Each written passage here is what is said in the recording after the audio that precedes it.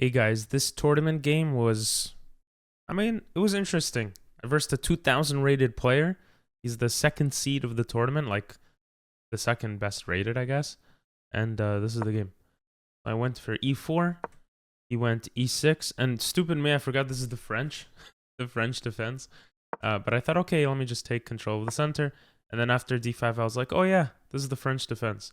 I decided to spend about a week, which I really didn't. I spent maybe, I don't know, 30 minutes in total, analyzing the game before looking at it with an engine, even before talking to like other coaches about it.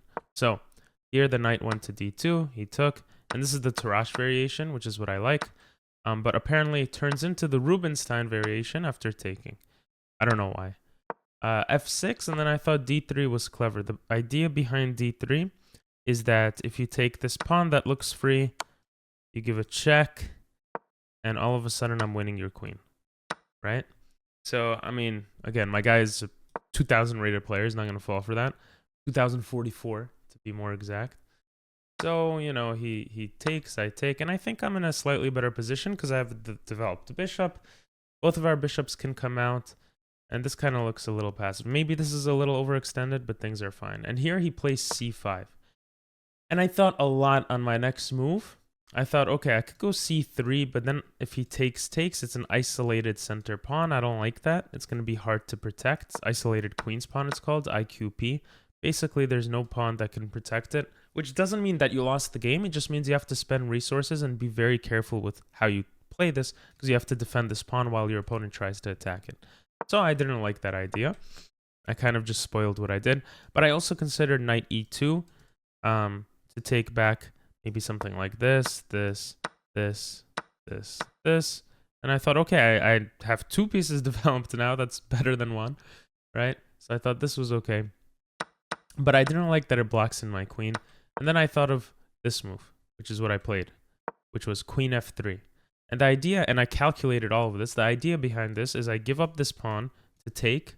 If he takes, then I take. I'm targeting the rook. The knight has to come here. It can't come to c6. Otherwise, I take with check. And then I'll figure it out. And I thought this might be better because my queen is more active. And, he has the two center pawns, but I could deal with it pretty easily. And they're not passed pawns or anything, right? And actually, that's exactly what happened. So he took, I took, he took, I took, knight came here. Now, I was also calculating other variations. For example, if he didn't take, if he went here, and I thought this weakens this pawn a lot, and it's probably very bad. And something similar could happen. But, okay, we went into the exact line I calculated, and here I didn't know what to do. I thought, do I need to bring my queen back? No, if the rook tries to attack, I can just take the pawn.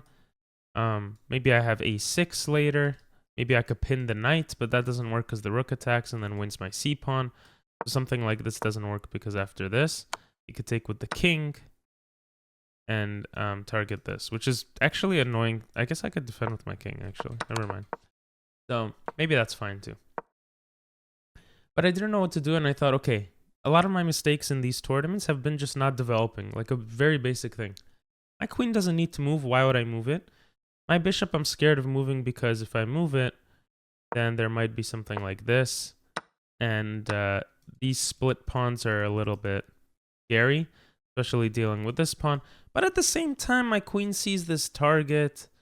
And, it's not really a target if the pawn pushes. But I have a passed pawn here, so maybe this is fine. I don't know. Maybe yeah. Anyway, I developed the knight attacking this pawn right away. I see that this pawn can push. Oops. I just spoiled the whole game by accident. I saw that that pawn could push. But I think I calculated something if push. Like I pin the knight. Or I attack with the bishop. This pawn pushes. The bishop comes back.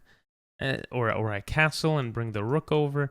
I don't remember exactly. But my opponent also develops. Brings the bishop to c5. And this is a cool move because it defends a7 and attacks and defends d4 at the same time. Here I castle, he castles, and then I bring my queen back, and I'm really curious to see what the computer thinks. I knew this was probably bad because the knight could come and attack, but my plan was to come forward to e5 and basically target this bishop. And if the bishop comes back, I win the pawn, something like this. And I think this is just winning. I can't take with the knight because then I lose the queen. So I'd have to take with the king. And there's no attack on my king here, right? I looked out for all of this. Takes, and now I'm just up a pawn. Or actually, up a pawn and a bishop. And I'm winning the game. So that sacrifice doesn't work. I also saw the queen coming in. I just bring the bishop. And this is fine because if takes, I actually have eyes on this. If he tries to defend it, I just, it's very clear and simple idea. And if he tries to attack my bishop, it's too late. I could just take and win the trade. And if he tries to attack this way, it's the same thing, right? So he doesn't have time to attack the bishop with another pawn. I thought this was a pretty clever plan until he brings the rook to d8. And I was like, wow, that's a great idea. Why would he take, right? And then I see all these things with the knight coming to e4, targeting this f2 pawn, the bishop having some sort of discovered attack with the pawn pushing. And I was like, this looks like scary stuff. I don't know exactly what is scary, but it looks scary.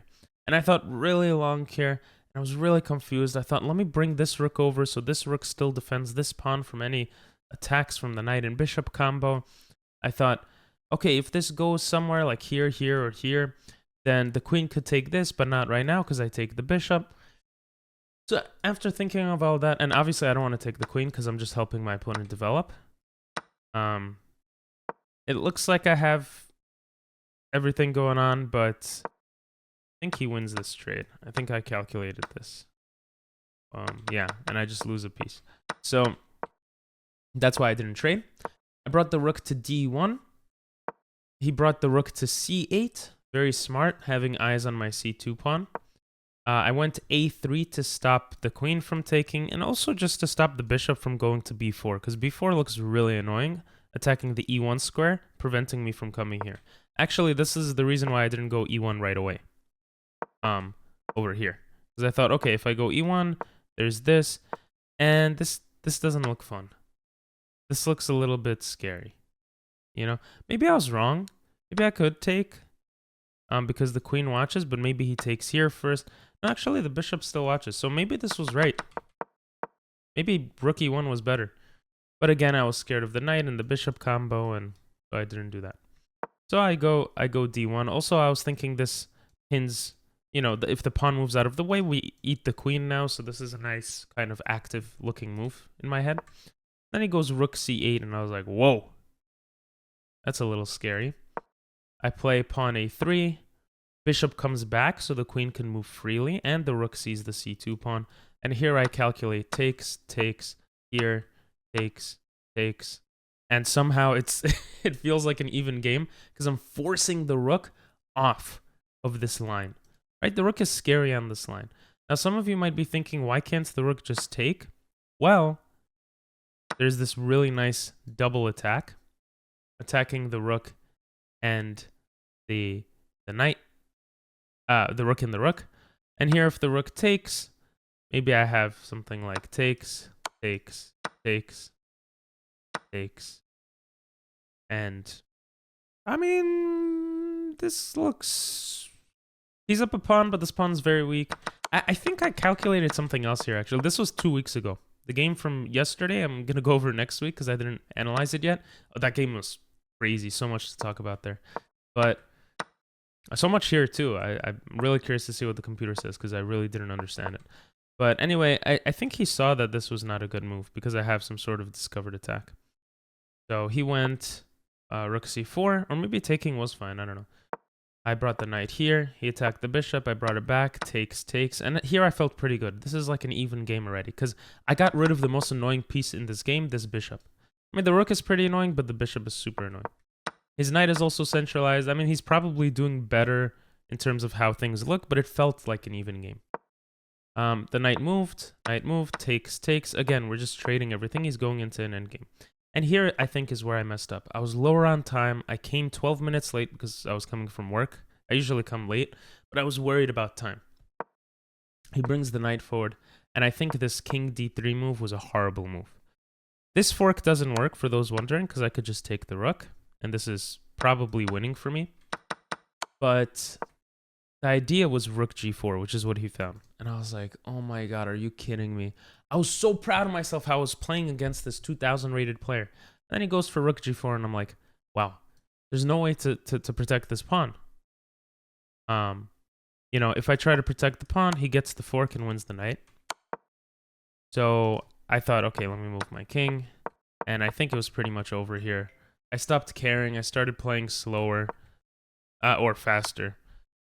And I knew that there was this trick. Maybe the computer's like, bro, this is a completely even game. What the hell are you doing? But I saw this tactic where I lose my knight because of the check. But I was like, you know what? Let me just get rid of those 2 pawns. And I guess I kind of just gave up here. And here I resigned. So kind of a crazy game. We're going to look at it with the review bar. I played with 86.7 versus 93.3% accuracy. Hey, that's not bad. Let's start the review. All of this was fine, of course. Bishop d3 was also fine. Let's put analysis bar. You know, I didn't know what was the best here. I just kind of played what I thought made sense. Computer likes taking better, but then I thought I activate the queen. I don't understand the concept here. Rook f3 protects the pawn. I guess the queen is not well situated. Yeah, I don't know. I'm not smart enough for this. So all of this happened. He pushed the pawn. I thought the queen move was super cool. But computer likes knight e2 more. I mean, this, like I said, this was one of the moves I was considering. Knight e2 or knight f3. It likes c3 again, not good because we have this isolated pawn. So makes sense. I thought this was really cool. Okay, and I start playing pretty decent moves. And here computer liked bishop f4. Oh, here I also calculated bishop g5 to force the pawn structure to be ruined on his king side. I considered this. I even considered taking at some point for some crazy sacrifice, but I calculated it and it didn't work. Anyway, I castled, he castled, and I brought the queen back. Probably just developed the bishop here, right? Bishop f4 computer likes. Maybe another reason I didn't want to go bishop g5 is because I saw after castling, I don't have any light squared bishops, and this is actually probably not that bad for my opponent, because it does create this hole, but, I mean, his rook wants to come out this way anyway, right? So bishop f4, you know, it makes sense. Yeah.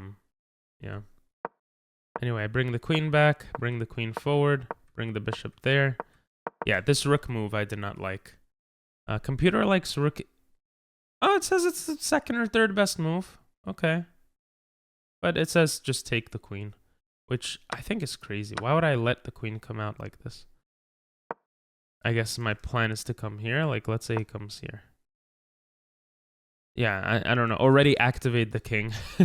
So, I mean, this is a pretty even game. Maybe I don't need to stress about these types of moves. And a3 was a mistake here, apparently. Here I had to take. Bishop came back. Takes. Ooh, the only move that works. Takes. Oh, I just played beautifully here. Played pretty beautifully. I'm pretty happy. I'm proud of this game. G3. Wow. I say wow because G3 would have saved me a lot of trouble. G3 stops knight f4, I guess, and it allows my king to develop this way. But I brought this, and yeah, I knew this was even. Oh, I knew it was an even game. Takes, and yep, I was completely right. King d3 was the biggest mistake of my game. Apparently I had one earlier, but king e3 is already better. So, but he has easier ideas, I guess. I'm not sure. And yeah, here I had no idea what to do. I probably should have kept fighting instead of giving up to this tactic. I just thought I was completely lost here. I had no idea what to do. Computer likes rook d5, maybe to go rook a5 and try to create 2 passed pawns. This would make a lot of sense, actually. I should have probably played like this. But again, I was just scared. And h4 computer liked here. But yeah, I just resigned. This was resignable territory. Anyway, didn't play that bad against a 2000 rated player. I think I could have drawn him if I was just smarter. I was never winning, but I wasn't really ever losing until, I think, king d3. At least that's how I felt. I hope you guys enjoyed. It's cool to see analysis bar as always. You know, it's cool also to analyze before seeing analysis bar, but it's cool because I could see it with you guys. So yeah, hope you guys enjoyed. I'll see you guys next time. If you watch this far, say 2000 and have a great one.